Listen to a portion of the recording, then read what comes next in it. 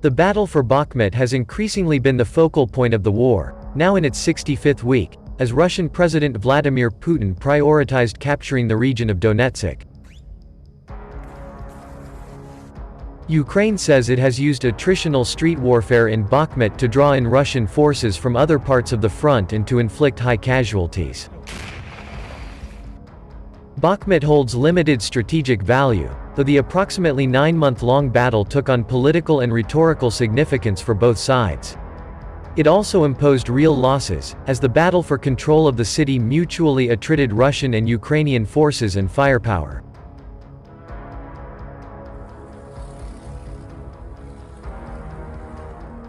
Over the weekend, Russia's Ministry of Defense announced that Russia had finally taken Bakhmut, and Russian President Vladimir Putin celebrated the liberation of the city. Both credited the Wagner Group, the paramilitary group tied to the increasingly vocal oligarch Yevgeny Prigozhin, for its role in the operation. Ukrainian military and defense officials, meanwhile, insisted all was not lost, and that Ukrainian forces were still controlling parts of Bakhmut and fighting continued in the suburban outskirts. Despite the fact that we now control a small part of Bakhmut, the importance of its defense does not lose its relevance, said General Alexander Syrsky, commander of Ukraine's ground forces.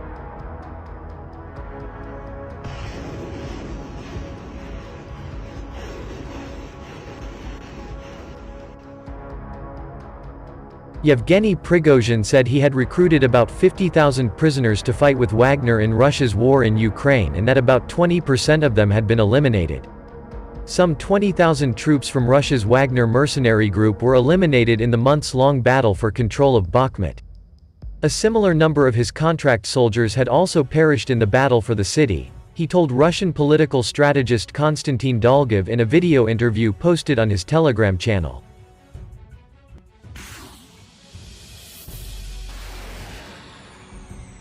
Meanwhile, evidence has emerged in recent weeks, notably through the publication of footage of Ukrainian armed forces using weapons donated by partner countries.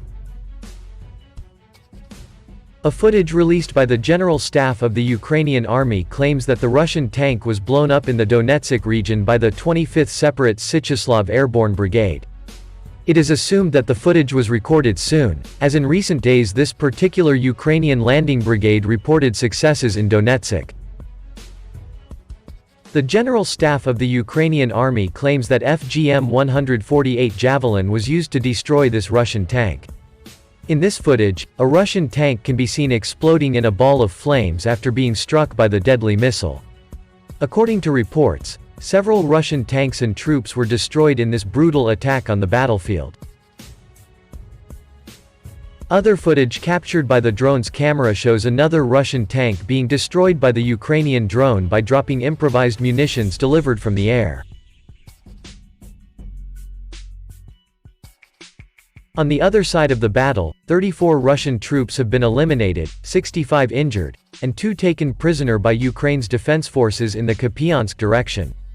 The relevant statement was made by spokesperson for the Eastern Grouping of the Armed Forces of Ukraine Serhiy Cherevatyi. A reminder that spokesperson for the Eastern Grouping of the Armed Forces of Ukraine Serhiy Cherevatyi stated earlier that Russian troops were spending 33,000 to 35,000 shells in the Bakhmut and Kupiansk directions on a daily basis.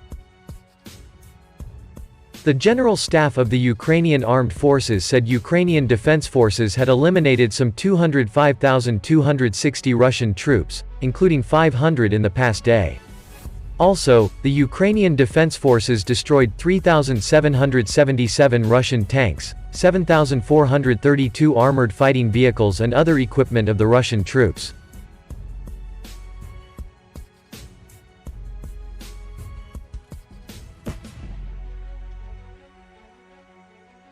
Besides, as the Ukrainian General Staff prepares for its much-heralded counter-offensive, retaking Crimea is at the top of the operational wish list. Some experts, including senior U.S. officials, consider this an unrealistic aim. To be sure, there are many challenges.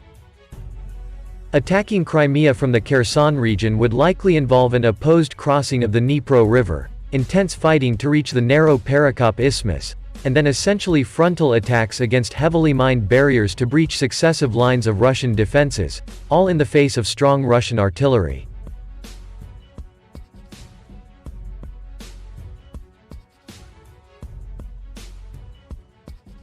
Ukraine will be hindered by its lack of air power and long-range fires, as well as an absence of amphibious or airborne platforms, making a frontal assault almost the only option.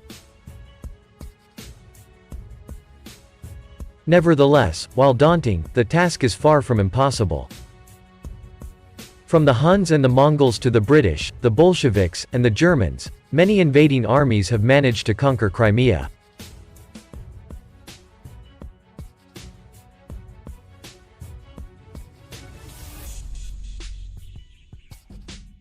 Furthermore, Ukrainian morale, generalship, and combined arms capabilities all exceed Russia's, while the fielding of up to 11 fresh brigades with excellent Western equipment has greatly strengthened Ukraine's ground forces.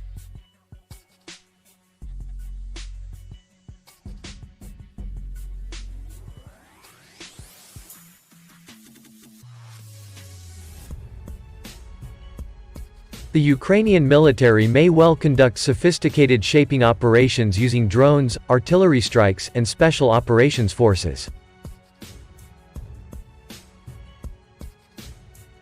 A successful crossing of the Dnipro and advance to the isthmus would also shake the resolve and fighting spirit of Russian defenders.